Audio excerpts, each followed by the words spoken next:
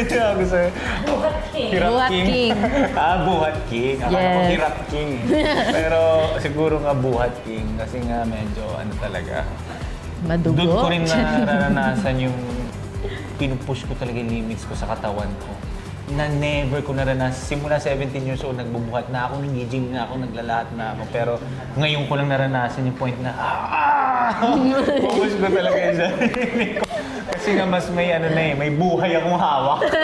Hindi na kung ano, May buhay tao na yung may binubuhat. buhay akong hawak.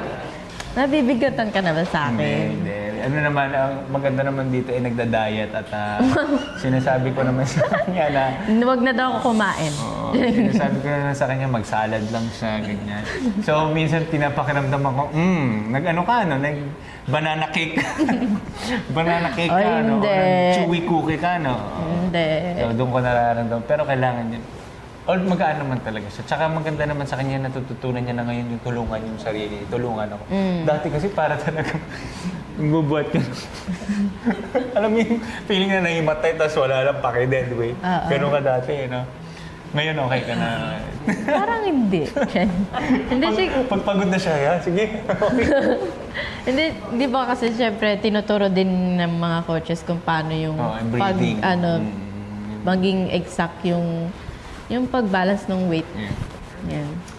Yan, importante ngayon tong thrust at saka liftings kasi nga talagang ang wicked, ang defying gravity ay lumilipad. Yes, literal na defying gravity siya. Defying gravity to the point, parang feeling ko bawat lift mapapaano yung tao na parang, saya naman, gusto kong matry. Oo, parang ang saya-saya lang pag nakita nila akong nasa ere.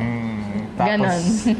sasabihin ng girl ko, mag-boyfriend yung nanonood. Sasabihin ng girlfriend, subukan mo rin yan. Sasabihin ng boyfriend, parang hindi masaya yung nangyayari na yun. Kasi taga-buhat siya eh, di ba? Oo.